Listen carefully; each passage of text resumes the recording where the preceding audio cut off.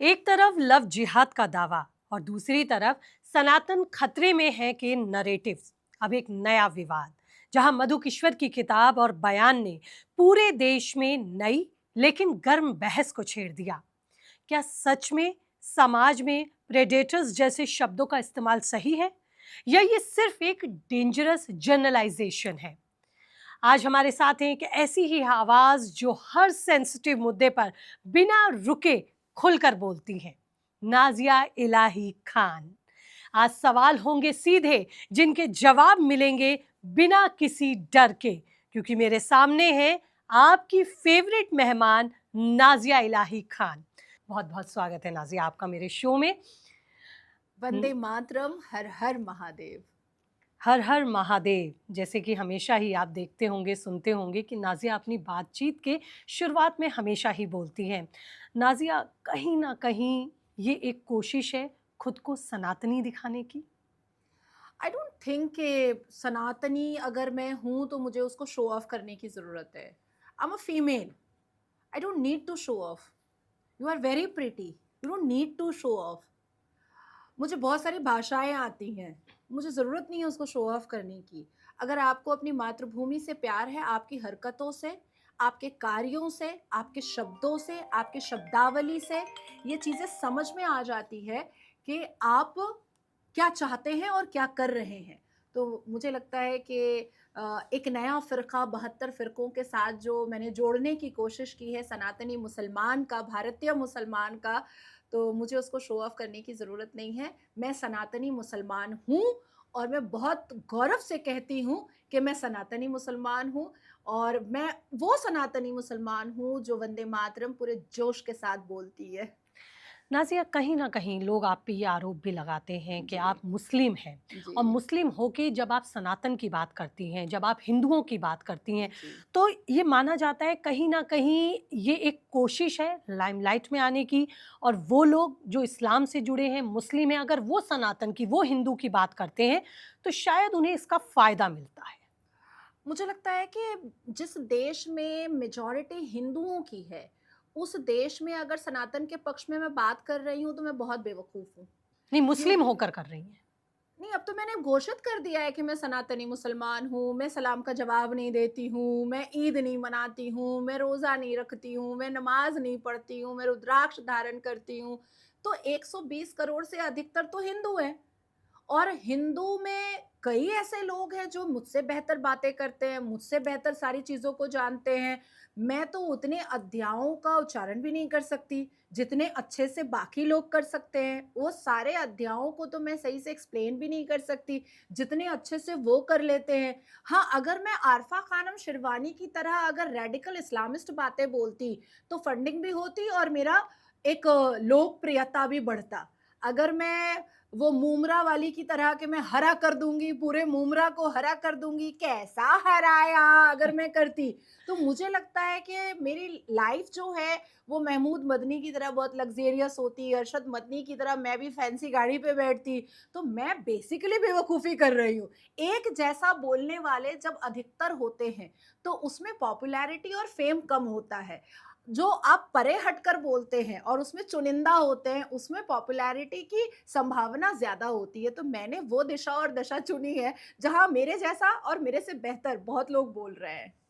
क्या लगता है नाज़िया, जिस तरह से लव जिहाद को लेके बातें होती हैं, आप खुद उत्तर प्रदेश से हैं, जी, मैं भी उत्तर प्रदेश से हूँ, और अब सामने चुनाव खड़े हैं, तो बिल्कुल। कुछ लोगों का ये मानना है कि ये सिर्फ एक नरेटिव है। क्या आपने इसको करीब से कभी अनुभव किया कि लव जिहाद सच्चाई है या नरेटिव? बेसिकली मैं वोटर जो हूँ वो वेस्ट बंगाल की हूँ और उत्तर प्रदेश से अभी मेरे राज्य में विधानसभा इलेक्शन चल रहा है। आप 28 राज्य और 8 यूनियन टेरिटरी हमारे देश में इस पृथ्वी पर है। लव जिहाद का पहला शब्द कांग्रेस के विधायक ने निकाला था साउथ की तरफ से। हमने ने कुछ नहीं बोला है।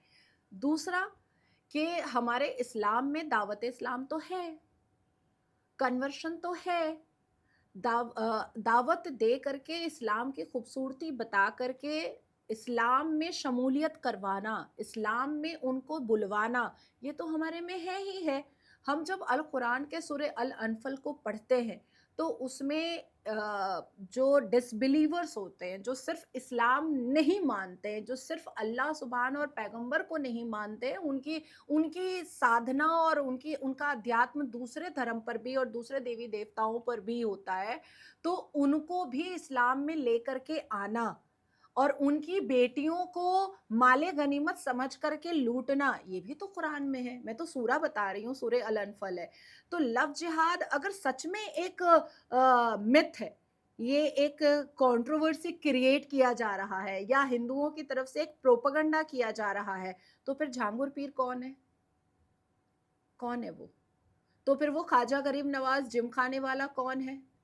तो फिर वो बस्ती वाला 3 मुसलमान कौन है जिसने 300 से अधिकतर हिंदू बेटियों को के साथ इंटीमेट रिलेशन किया, वीडियो उसका बनाया और फिर उसको प्रोस्टिट्यूशन तक पहुंचाने की कोशिश में लगा रहा। आए दिन लड़कियों को फ्रिज में कटा हुआ पाया जाता है, ब्रीफकेस में पाया जाता है, गटर में पाया जाता है, नाले में पाया जाता है। ऐसा कोई दिन नहीं होता है कि एकाक डिबेट या एकाक एक्सक्लूसिव इस बारे में हेडलाइन में नहीं आता है कि फलाना लड़की लव जिहाद में मुसलमान लड़के से शादी की और बाद में अभी छाती पीट रही है और इंसाफ मांग रही है। तो अगर ये मिथ है तो फिर ये सारी चीजें क्यों हो रही हैं? इट्स मीन कि ये मिथ नहीं है। और कुरान को तो खिलाफ नहीं कर सकते ना मुसलमान। क्या मुसलमान या देवबंद या जमायतुल उलमाए हिंद या मुस्लिम पर्सनल लॉ बोर्ड ये एक नोटिस इशू कर सकता है कि नाजिया और साथ में वो हिंदू जो लव जिहाद पर काम कर रहे हैं वो गलत हैं, क्योंकि इस्लाम दावत इस्लाम बोलता ही नहीं है, कुरान दावत इस्लाम की अनुमति देता ही नहीं है। मुझे वो नोटिस दिखा दीजिए, हम माफी मांग लेंगे। तो दावत इस्लाम तो है। तो इसीलिए आपको लगता है ये सब कुछ एक सच्चाई है और आपने तमाम उदाहरण भी दिए इसके। बिल्कुल, मुझे लगता नहीं है, ये ग्राउंड पर हो रहा है, ये ग्राउंड रियलिटी है। ग्राउंड रियलिटी है। अगर मुझे लगता तो मुझे तो ये भी लगता है कि मैं एंजेलिना जोली हूँ और मुझे एक दिन ब्रैड पिट मिल जाएगा। तो इसको कहते हैं लगना, इल्यूजन, यस। इसको कहते हैं हेलुसिनेशन। ये ग्राउंड रियलिटी पे हो रहा है लव जिहाद। वकील भी हैं पेशे से आप, जी। तो क्या इस तरह के कोई केसेस जो आपके पास आए और आपने उसमें इन तमाम पीड़ित लड़कियों की मदद की? ऑब्वियसली अभी मेरे ख्याल से 15 दिन पहले मेरे चैम्बर में 2 कपल रह रहे थे। जो लड़की जो है उसकी पहले शादी हुई थी और बहुत बहुत दुर्दशा हुआ था और मारना काटना, एक बच्चा पैदा हुआ, बंगाल की ही वो लड़की थी। फिर मैंने उसको वहाँ से रेस्क्यू किया, उसका पूरा केस लड़ा, कैनिंग पुलिस स्टेशन में उसके ऊपर वेस्ट बंगाल में अभी भी किडनैपिंग का केस किया हुआ है ससुराल वालों ने कि बच्चा लेकर भाग गई है, अपना खुद का बच्चा, किडनैपिंग का केस। तो अभी वो बहुत सुरक्षित है, बहुत अच्छे से है। तो ऐसे काफ़ी केसेस से मेरा सामना हुआ है और हिंदू छोटी बच्चियों का रेप मुसलमान के द्वारा।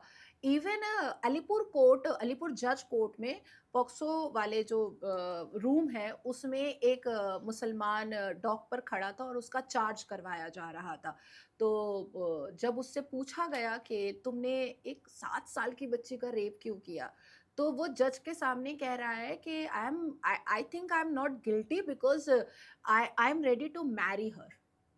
तो मेरा तो कान खड़ा हो गया। मैंने कहा कि जज साहब ये कह रहा है कि इस्लामिक तरीके से ये शादी कर सकता है। जज साहब को इंक्विजिटिवनेस हो गई, क्यूरियोसिटी हो गई, तो 7 साल की बच्चे से तुम कैसे शादी कर सकते हो? तो फिर मैंने उनको बताया कि हमारे पैगंबर मोहम्मद ने भी 6 साल की बच्ची से शादी किया था। तो इस्लाम के जस्टिफिकेशन पर, इस्लाम के हिसाब से, कुरान के हिसाब से, उम्मत रसूल के हिसाब से, सुन्नत रसूल के हिसाब से वो ये 7 साल की बच्ची जिसका रेप किया है इसने, वो इससे निकाह कर सकता है।